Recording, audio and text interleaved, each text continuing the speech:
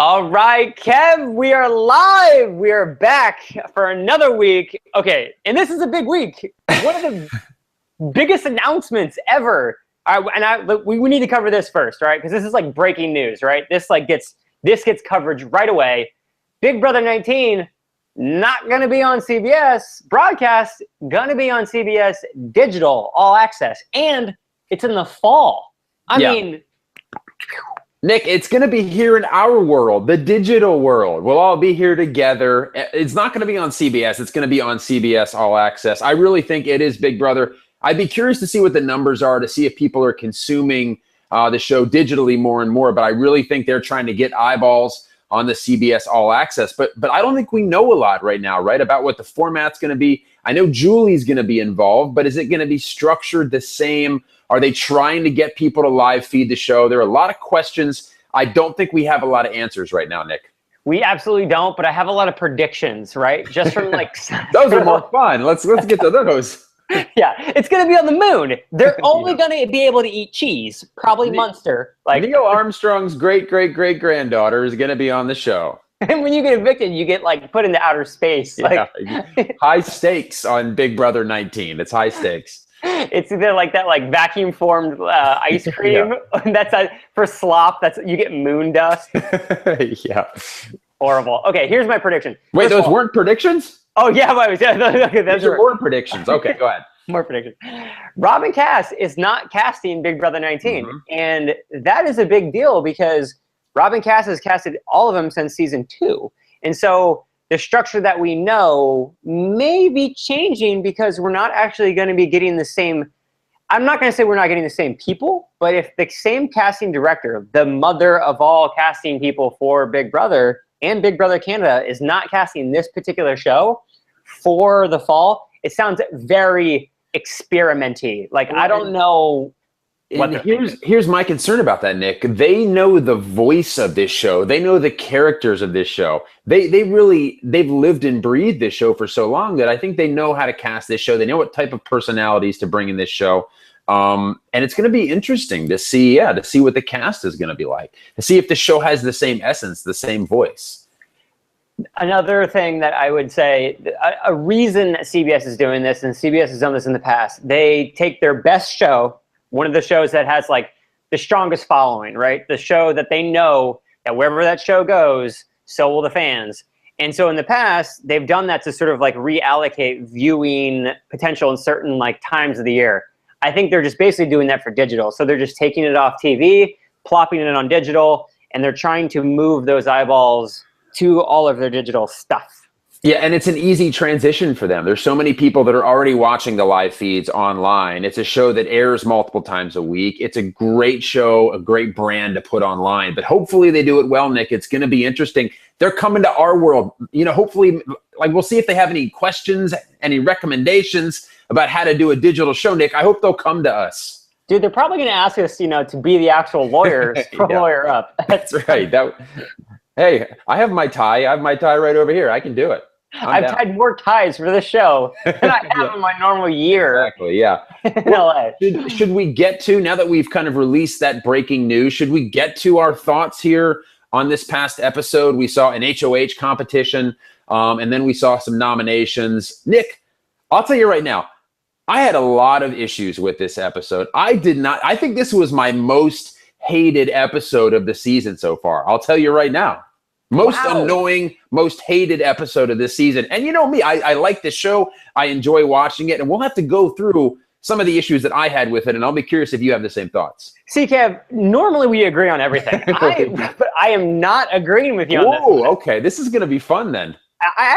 This is ironically on the total opposite side of this. Really? I love this show. This was one of my favorite for a multitude of reasons. I love the gameplay. I love how the game is played. I love all the strategy and all of that kind of stuff. But sometimes I like a little dirt. Sometimes I like it to look a little more like Road Rules challenge. You know what I mean? Like, I like when there's a little bit of drama. It's nice. And so this definitely had that. I'm excited then for us to kind of go back and forth because I want to hear your thoughts on it. I'll paint with a broad brush and tell you my problems with this. And I agree with you generally speaking. I like strategy. I like dirt. I like information. We spent the first third of the show watching Natalie try to will herself to an HOH competition. And I've never heard somebody complain and cry and whine more during a competition than Natalie did. And we also saw Michelle throwing up and crying all over the place. Then we moved to part 2 of 3 of this 3-part that I'm calling episode, which was Michelle getting upset that nobody told me that we were doing this today. People lied to me. You're in the Big Brother house, Michelle. Then we moved to Zakia, and I'm not even saying that she shouldn't have been upset with Paulie. She can be upset with Paulie. That's fine. I get it from her perspective. But you're not on The Bachelor, all right, Z? You need to realize you're playing Big Brother. Don't sabotage your game for some dude, for a boy. We spent the rest of the time with Zakia and being upset at Paulie. And then we get a creepy eviction speech from Victor. I got to go take a shower afterwards because it was so weird talking about that Z's not showing him any affection. I just thought, annoying episode. It was just annoying thing after annoying thing in this episode, Nick. Again, that's the reason I loved it so much. I was like glued to it, you know, like a girl watching The Bachelor. I was just like, wow, I can't believe they went there. Did you have your knees pulled up to your chest and you were eating popcorn and a blanket over you and you had your little knit hat? I did. And I was like, this bowl of ice cream I worked off at yoga. Yeah. And then I had like 2 more. I mean, but Nick, here's the only thing that I'll say though. Like they weren't getting upset about really any real things happening in the house. It was Natalie getting upset about the HOH competition, Michelle getting upset that people lied on Big Brother, which happens all the time, and then Z blowing up her game for a boy. Like, I didn't even get what they were really upset about. It wasn't grounded in the show, in the strategy. Don't worry, I took notes as always, like I always hoping. do. I love it when you show it to me, just like I'm going to check you and make sure you took notes. I trust you. Nick, I trust you. We've done 2 seasons together. I trust you. That's not what you said here in the notes. All right, let me just start at the top, right? Okay. So, first of all, Michelle resurfaces, right? We haven't seen a lot of Michelle. Where's Michelle been? Big Meech, you know, great nickname. But, like, she's kind of been like a plant, you know? I mean, like, we haven't seen a lot of her or her gameplay. And she kind of just, like, takes over the first part of this, right? She's really dizzy. She pukes. And then after she pukes, one of my favorite quotes was, I puked, and now she's crying. And she says, I feel bad. I'm crying now because I feel bad for who has to clean it up. I remember that. And Nick, can I share my second quote that happened right after that? Somebody was impressed by Natalie, and they said, Natalie, who gave birth to you? I'm so impressed by you. And she said, my mom gave birth to me. Groundbreaking. Thanks, Natalie. Groundbreaking. 2 great quotes back to back. Anyway, I'm sorry to interrupt you, Nick. I just wanted to share that second fantastic quote. Please continue. That was amazing. So now we know Natalie's mother gave birth to her. It all makes sense now. Yeah. So the second thing I noticed was Paulie's sideburns. Okay, like this totally threw me for a loop. I mean, he's been rocking a beard this whole time. Now he's got like the shing, and now he's got some Wolverine type burns going on. And the episode must have been like shot in 2 different stages because it keeps cutting back between beard, like gnarly sideburns, and then like the cut on the side. I think he's giving Wolverine a run for his money. Yeah. It was, he has weird haircut after weird haircut. But you can count on him not wearing a shirt though, Nick, that's for sure. I mean, come on. That's why I keep going back. America keeps going back. Third thing I wrote down here was #executives. Yes. I like this, dude. I thought it was creative. They had like little cards. They punched in. Yeah, I mean, you're not sold at all, man. You just hate it. It's just like, are we in high school? Are all the guys on one side of the dance floor and the girls are on the other side of the dance floor? It's like, oh, we're guys. Let's team up. I get the PP thing. I get it. And, like Victor's a competition beast. But, are we in high school where it's going to be just divided down by gender? I mean, aren't we past that, Nick? Come on. Look, I agree with you. It's 2016. There are female executives in the workplace, but apparently in the Big Brother house, it's all dudes only. Yeah. Like 1950s all over again. One thing I saw here was that I was impressed by was Paul chose to be the chief friendship operations. Is anybody surprised at that? Friendship is top on his priority. Your boy cares about friendship. That's the one thing you need to know about Paul. On his business card, it says, "Your boy, CFO." You know what? Can I say this, Nick? I wonder if any super fans tried to dial those numbers. That's what I'm curious of. Just maybe hoping that Paulie would be on the other end of those numbers. His email is paul@yourboy.com. Yeah, that's true. So then I also wrote down here, okay, so I like this. Maybe because I experienced this when I came off the show with the internet trolls, and they all had a hashtag "you suck." I actually thought it was kind of like vulgar. I was like, wow, they're like really going for it. But they come out with like the padded wiffle bats, and they kind of get at you. I thought at first I didn't know what was going on, and I thought it's very early for Halloween. I'm not sure like where this is factoring in, and then I realized that they were internet trolls. I thought it was a good pun. I liked it. I liked it too. I was wondering who was behind the mask, Nick. I was thinking maybe these are people that are logging the show from like midnight to 6 a.m. that are just watching James eat cereal or Corey sleep, that they really wanted to come out and take out a little frustration on the house guests. Because you know that some of those house guests, they just can't stand and they are annoyed by. So I was wondering if maybe some of those trolls were executives, because they were swinging a little harder than on certain house guests than others, I felt like. Paulie goes to say Big Meech, and it's like, whoo, right to the face. To the dome. Paulie's bleeding out of his mouth. We don't know why. Yeah, they're pulling a troll off him as the troll's using fists right now. So it was interesting. Yeah, I mean, look, it's a great theory, dude. I don't know. I do know the team's pretty big. I mean, they have like 3 shifts that work around the clock. I mean, it's 24/7. So they got some people. Okay. One thing about this competition, I always like the endurance comps. I always think that those are the most interesting. I know that they shouldn't be the most interesting. They shouldn't, there's dynamic range in it. But I'm just so interested in how the individuals operate with the endurance comps. There's something about it. I just love it. I think it's so cool. This one was different than a lot of the other ones because they were spinning. So it was more of an endurance of like, your Eustachian tubes, make sure you don't puke kind of thing. It reminded me a lot of the popsicle endurance comp that was on my season. It was like the first comp of the whole thing. I don't know. There's something about it. I really like them. Well, yeah, I like it too. And I think the reason why people like it is it's the one competition where you really get to see the heart of the player, who really wants to be up there, who really cares about winning this, because they're usually painful and they usually are not pleasant for the house guests. So you get to see kind of the inside of a house guest, what makes them tick. And you saw it. Natalie's complaining the whole time and upsetting, crying. Somebody like Victor, who's a competition beast, is hurting as well, doesn't say a word, guts down, bears it. Z needs this one. She needs this HOH, and she ends up just jumping off early. She could have pushed herself a little harder. So it's an interesting glimpse into the house guests that I think you get in these endurance comps. You literally get to see what's inside of them because Michelle puked and let you know. That's right. Exactly. Yeah, see? There we go. The one thing I thought was really interesting about this is that towards the end, Natalie is basically just like, she's just like kind of like outwardly talking like, hey, can you like just like let me win and stuff? Like, it's like she's begging Victor to just win it, Natalie. You're on Big Brother. No one's going to give you $500,000. You need to go out. You need to win the money. You're not going to be able to beg your way through Big Brother. And Nick, that was the problem I had with it. You never see a house guest beg another house guest, pull the tears out, I want to talk to get a letter from my mother card. Just go out, fight and win and compete. That was the issue I had with it.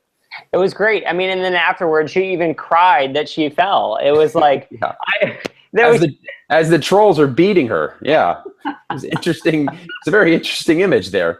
Victor covering up a crying Natalie as internet trolls whacked her. I never thought I would say that on this show, that happened, but there we go. That was this past episode. Of which was probably Les Mundez in a mask. I mean, we don't know. It could have been Julie under there too. We don't know. Who knows? We'll never know. Let's see here. America. Oh, here's one thing that I really liked. So in the actual like DR sesh, Michelle said she's talking about James, and she says America's favorite, my ass. Right? It was just one of those moments where I thought to myself, these people are going through a lot, and when they are just kind of stream of consciousness. You know what I mean? Like they're just saying what comes to their mind. And I just appreciated that comment because she was not really thinking anything about repercussions of that. It was great. Yeah, she was very raw this episode. I was hoping that they would get an IV drip or something because they got to get some fluids back in that girl. Give her some Gatorades. Give her some Powerades. Get her something because she was just the entire episode. She was crying about this and crying about that. I was worried that she was going to get dehydrated, Nick. Speaking of dehydration and crying, I wrote down a list of all the people that basically just had a meltdown this episode. I wrote down Nicole kind of had a little panic attack. We had Michelle clearly from the get-go. Zakia had a full-blown meltdown. I mean, I think we're hitting that just over the hump 50%, where in people's minds psychologically they feel like it's going to be like this forever, right? And I think everyone's just kind of, they can't see the light at the end of the tunnel, and they just think this is what it's going to be like, possibly forever. Well, here's the thing. On this very show, we had Vanessa Russo. We talked to her. If you haven't watched the episode, please go back and view it. She predicted Zakia at that moment, just based on everything that was going, that Zakia would win this show. And Zakia is blowing up her game for Paulie. She absolutely is. As I said earlier, it's not The Bachelor. Compartmentalize your feelings. Very rarely are you going to go outside the house and be a Jeff and Jordan or a Rachel and Brendan. It's not going to happen that often. So compartmentalize your feelings. Don't blow your game up. I mean, she's telling Paulie that she thinks he should get rid of Paul, who is the current HOH, and creating waves for herself. She's on the block right now. She's on the block with Michelle. There's a decent chance she could go out of the house. She was sitting pretty just a week ago, and it's a shame to see her blow her game up like this. The one thing that I promised myself going into the house is that I would not get involved romantically. And I didn't. That's a whole nother show. My ghost did. My ghost image. But yes. I personally did not. And I think that's the downfall of any Big Brother player, is that when they get involved emotionally and they get really emotional, it shows the other house guests that they're making decisions not logically. That becomes a point that any other house guest can then target you for. It just gives them an excuse to say, you're not thinking logically. It's just not working for me. I'm going to go after you. I mean, anything in the house is a reason to go after somebody. And that's the one that you can't really backtrack out of. You can't say, well, I was really emotional then, but I might not be in the future. So I agree with you. It's twofold as well. It's not just that, but then even if you're not emotional, people see you as a power couple and they want to get rid of one of the two of you. So there's really, other than the trust standpoint, which is important, I don't see a lot of advantages of a showmance. I'm sure everybody says, I'm not going to get involved. I'm not going to get into a showmance. But, you've talked about this a number of times on the show, but each minute feels like an hour. Each hour feels like a day. So you're with somebody for so long.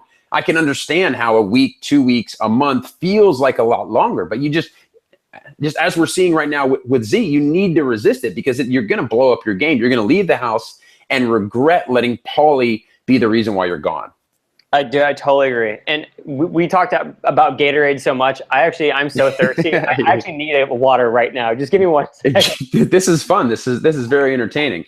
So while you get that, I will talk a little bit about Victor's HOH nomination speech. It was weird. I feel like he felt like he had this awesome HOH speech. Wait, was that water? Was that Gatorade or water, Nick? You said Gatorade. I'm sorry. Yeah. Water. I mean, our sponsorship now, potential sponsorship with Gatorade is out the window.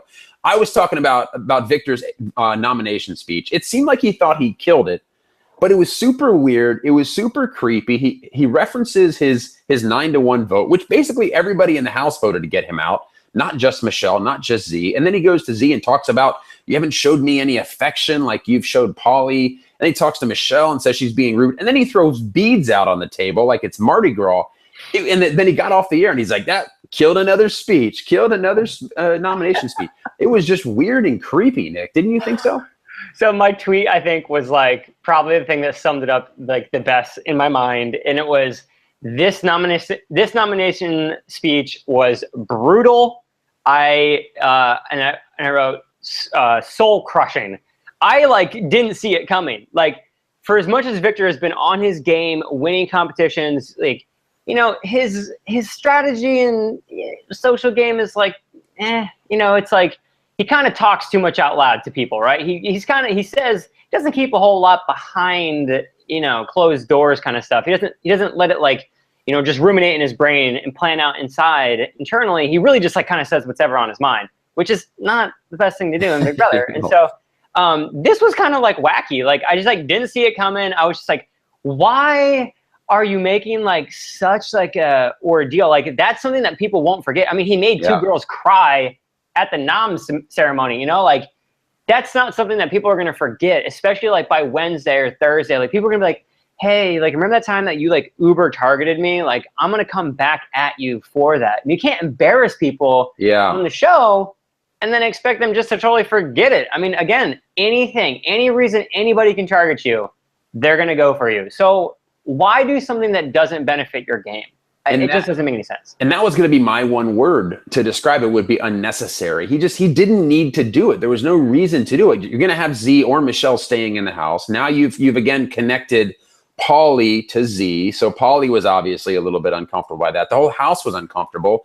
It was just unnecessary. He's been doing a really good job of laying low, biding his time, and just kind of waiting for his opportunity.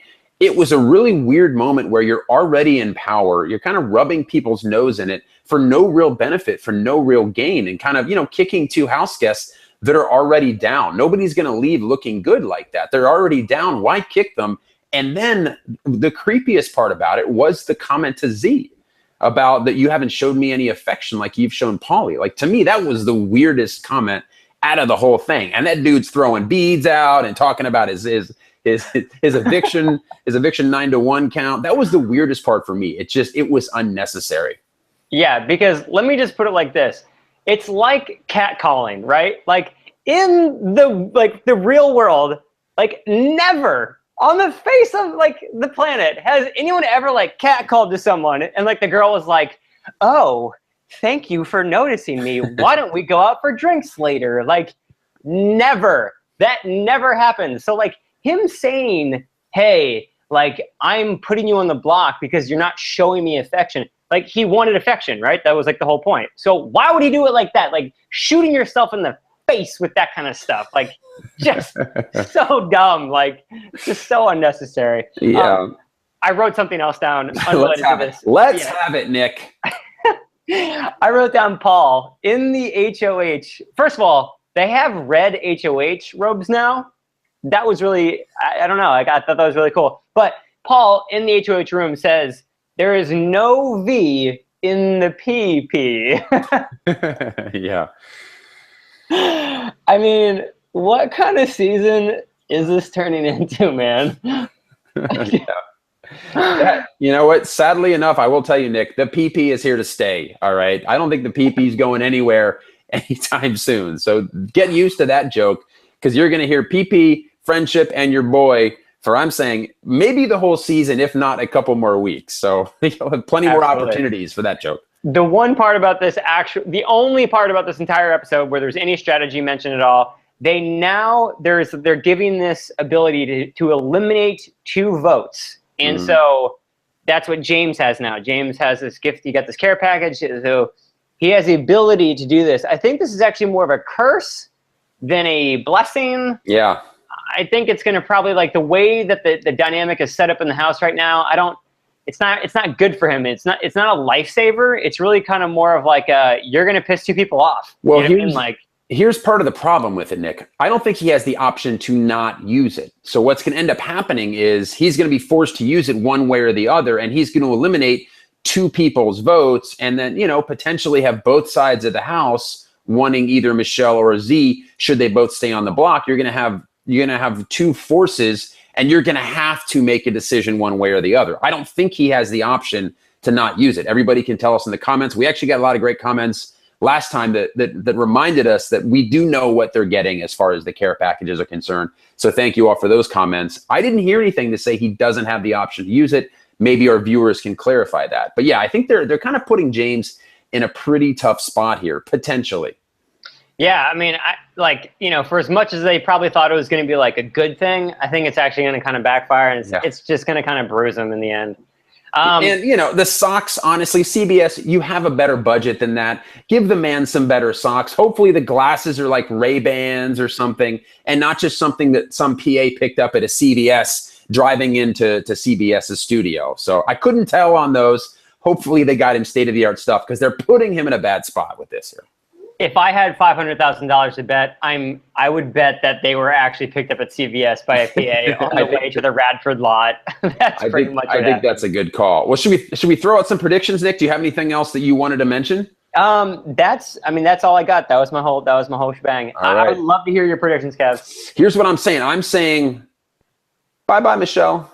Thanks for playing. See you later. I think out of all the emotion, she's the top seed on emotion. There's no one really that's connected to Michelle. I think Paulie might end up keeping Z safe just because he knows she's a vote for him. And now, granted, who knows? There could be some big blow up. I also don't think Michelle is going to win the veto. She hasn't really proven to be a very strong player, so she's going to be on the block, prime for being able to be picked off. She's Paulie's target right now. Up till this point, the house guest that Paulie wanted evicted has kind of gone home, and I think it's time for Michelle to go join Day in the Big Brother jury house, Nick. I'm going to throw out a crazy prediction. Ooh, I like this. Who knows if this is actually going to happen? Somewhere in the week, someone's going to start saying, you know who we need to get out of here? We need to take out backdoor Nicole. Ooh. Yeah. I could see that, actually.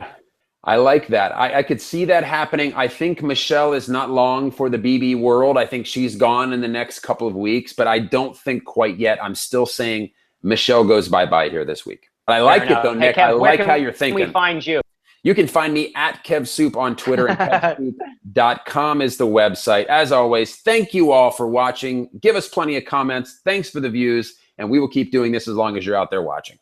Absolutely. Thank you, Kev. You guys can find me at Nick Uhas on Instagram, which now ripped off Snapchat, so I basically live vlog all the time, so you definitely want to check it out on Instagram.